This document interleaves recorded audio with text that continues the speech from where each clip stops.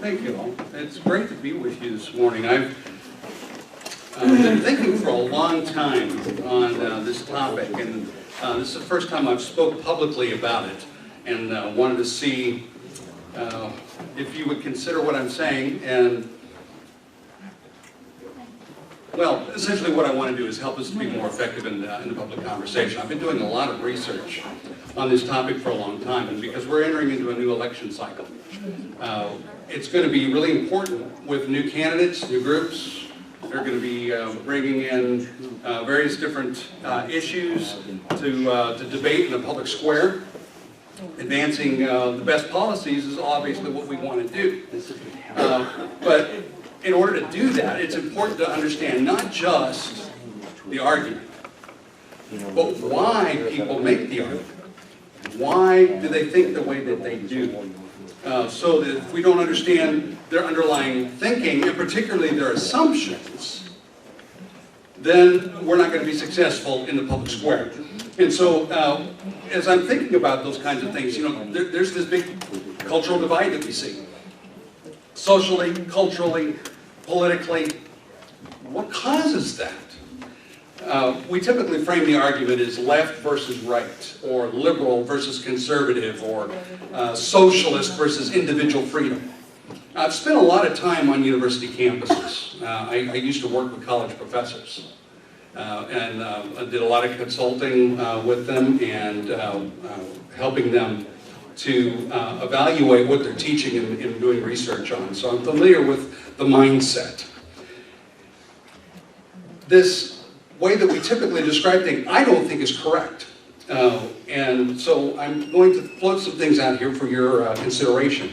Based on my years of research and understanding of people's basic assumptions, I think the divide actually is between idealism and realism. And you're thinking, whoa, what's that?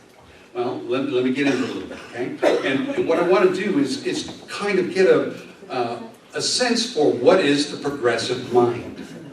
The most common expression of what I call idealism is progressivism. Now, if you think about it for a minute, when somebody describes themselves as a progressive, I'm a progressive, what does that mean? It implies something. It implies what? Progress, of course, but progress towards what? See, that's the thing that's implied. That's the thing that they never say. That's the thing that's assumed. And what is the goal? Because how do you know whether you're making progress? We don't want to go back, we want to go forward. Okay, well, how do you know whether you're moving forward or backward unless you have a goal? The goal is always assumed, never stated. It's the ideal human, the ideal human society filled with these ideal humans. And so that's, if we're moving towards the ideal, then we're progressing, we're making progress.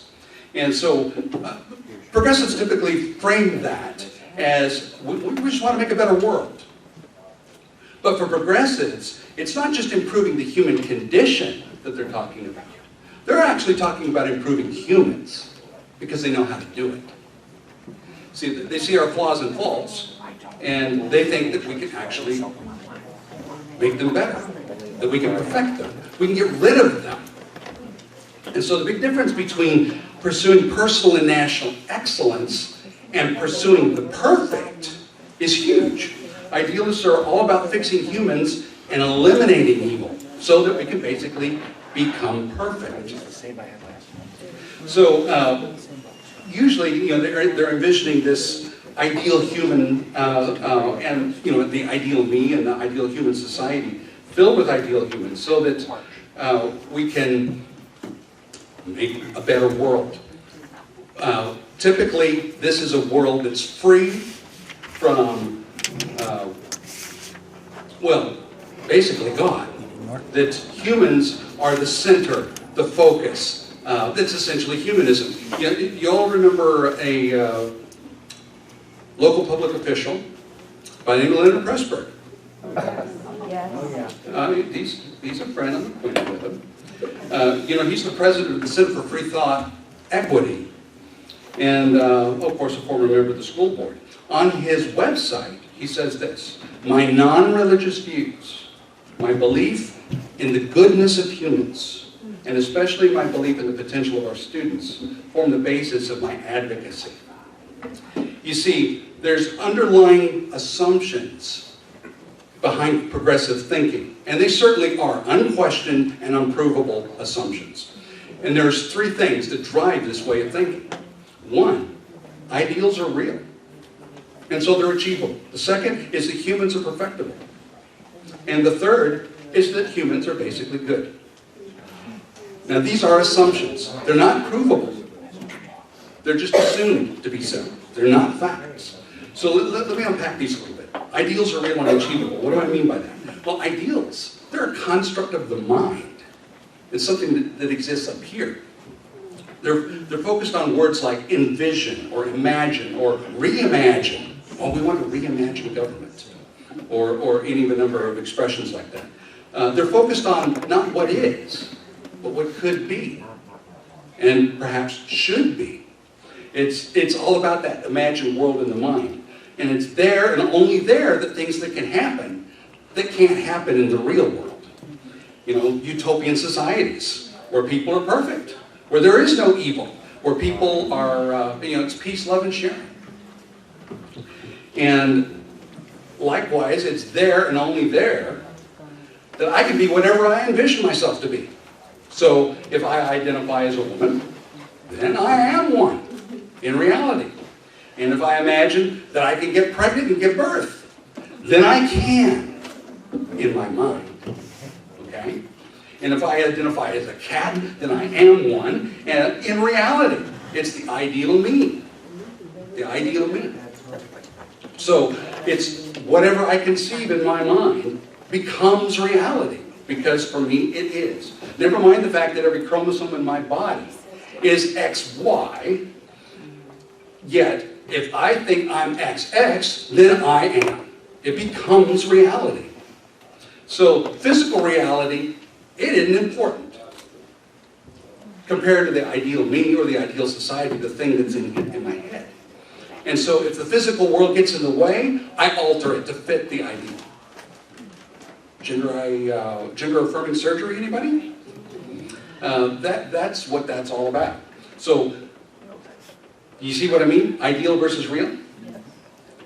Ideals for progressives are not just real, but they're achievable. I mean, if they're not achievable, why are you striving for them? Progressives obviously do, so they think they are achievable. And to achieve the ideal, it requires something called conformity. You have to conform to the ideal. You have to go along with that ideal. And so, if that's what you need to do, it requires 100% participation. There can be no outliers. Because if there's somebody that's not going along, what are you doing? You're holding up everybody else. You're getting in the way. You're the stick in the mud. So, there can be no outliers.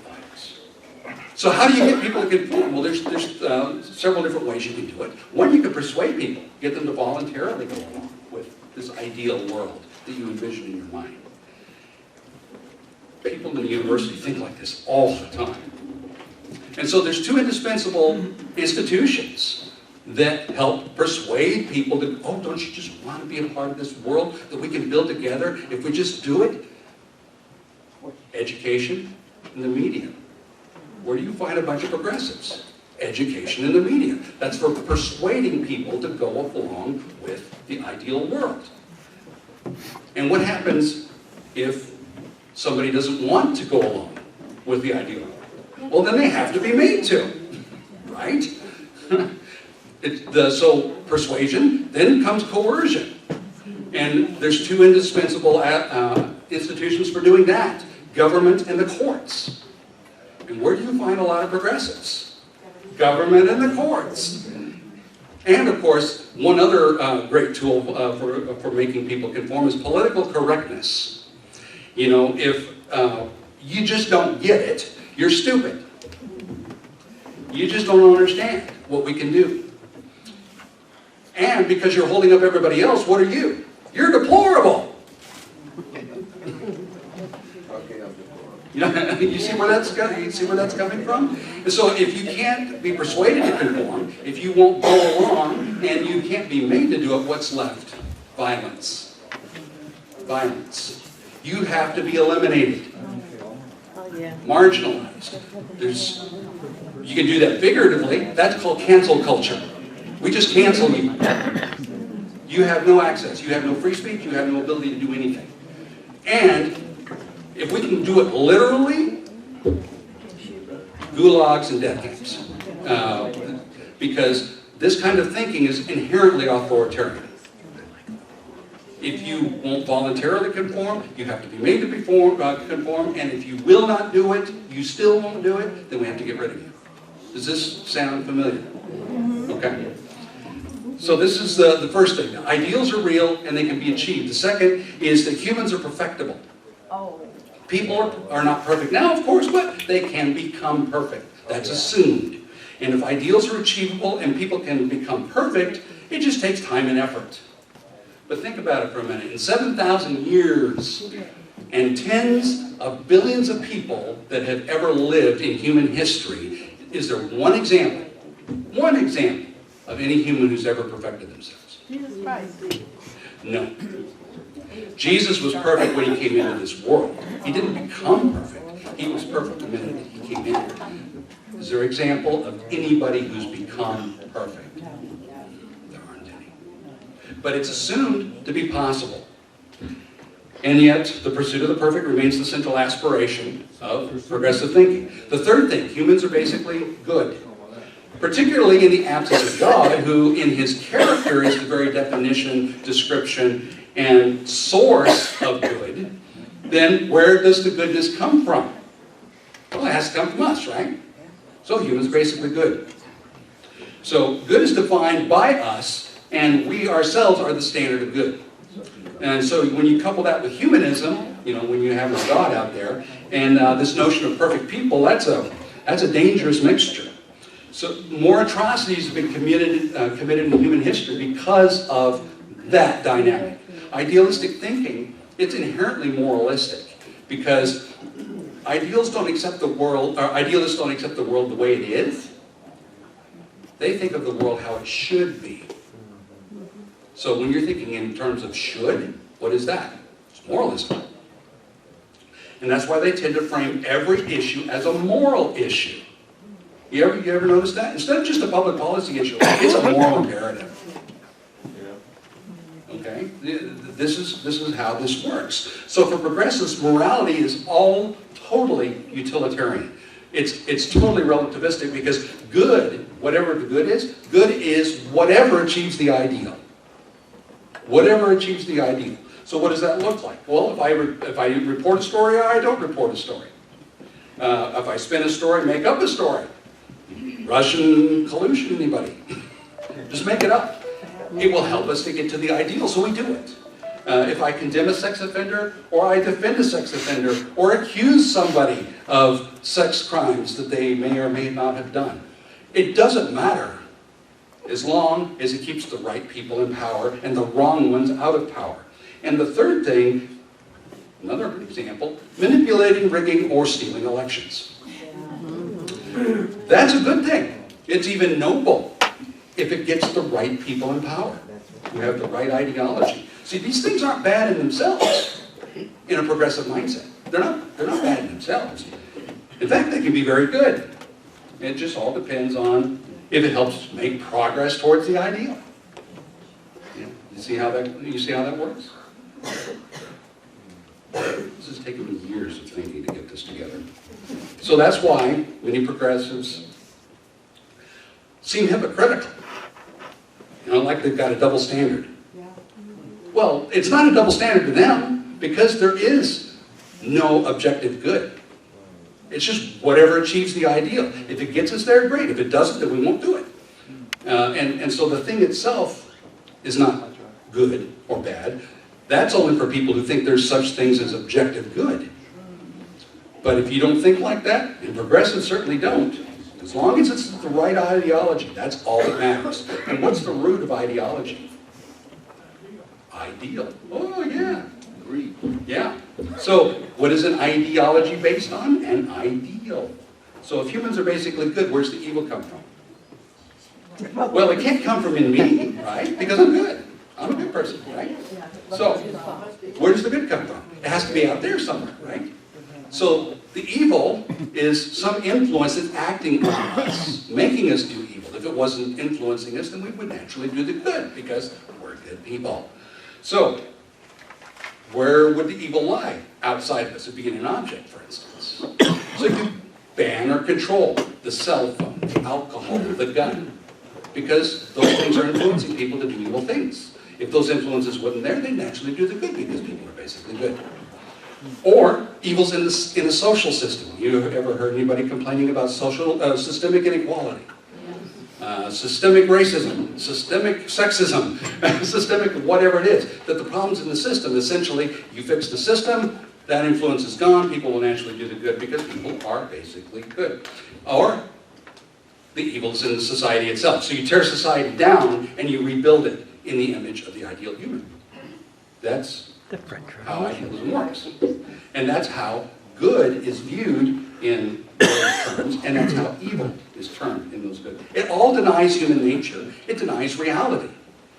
But, and this is where I want you to think about this. Idealism is not the exclusive domain of progressives.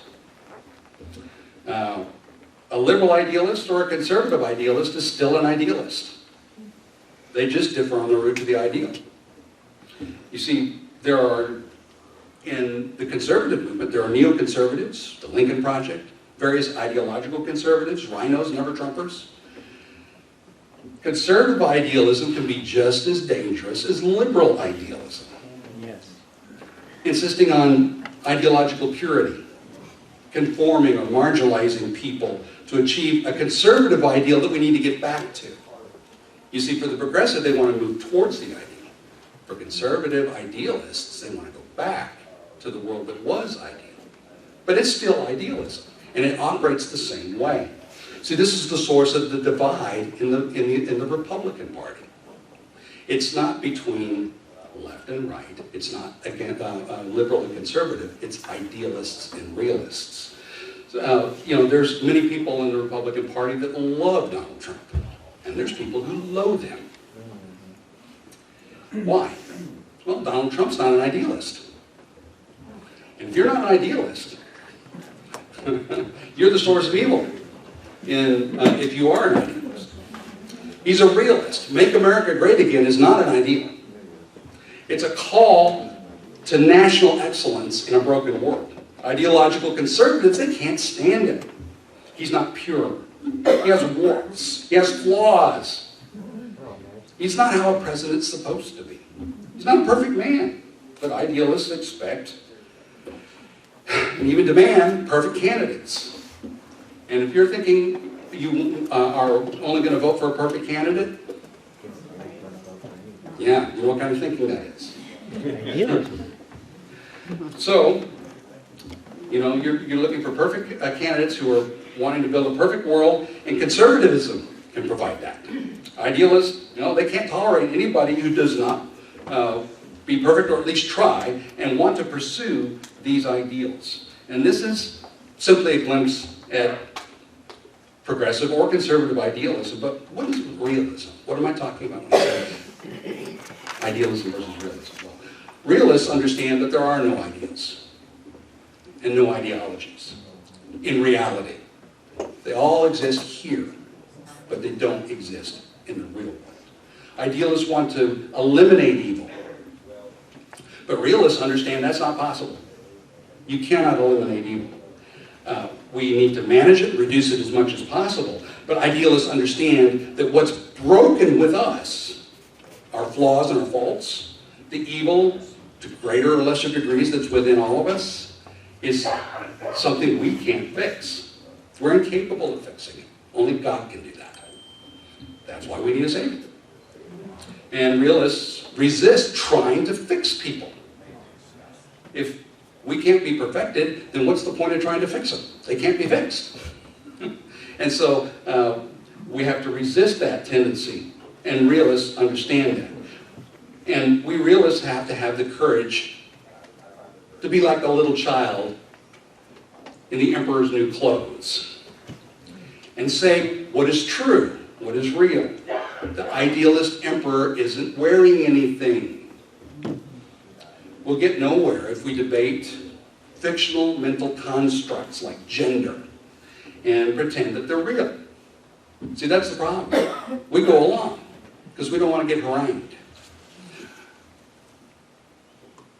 But instead, we need to expose the false assumptions. Why is it people buy gender ideology in the first place? It's because they buy certain assumptions that aren't true. So if we debate something and we don't deal with the underlying assumptions, we lose before we ever start the conversation.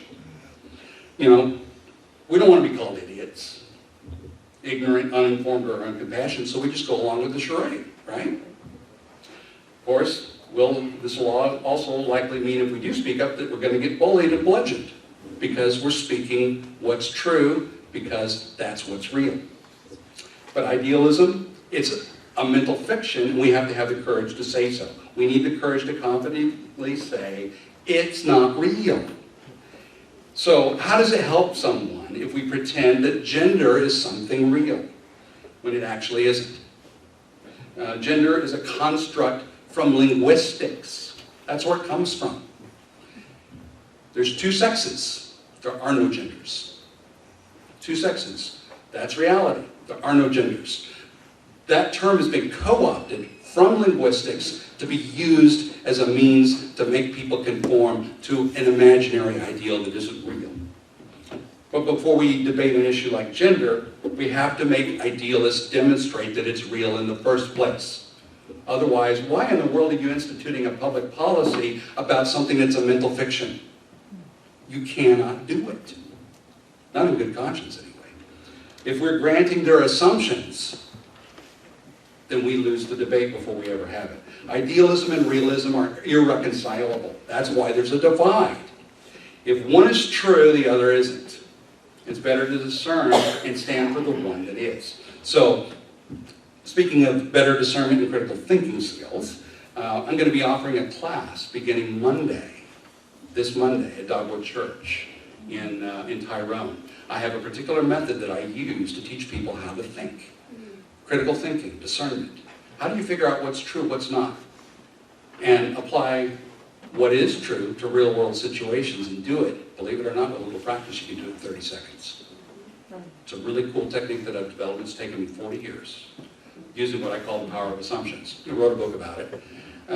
But if you'd like to be a part of it, it starts at 7 o'clock on Mondays at Dogwood Church beginning Monday the 6th of November. I'm sorry, the 6th of February. Is there a fee? Nope, it's free. I'm doing it. Monday nights? Yes, for 6 weeks. It starts at 7 o'clock.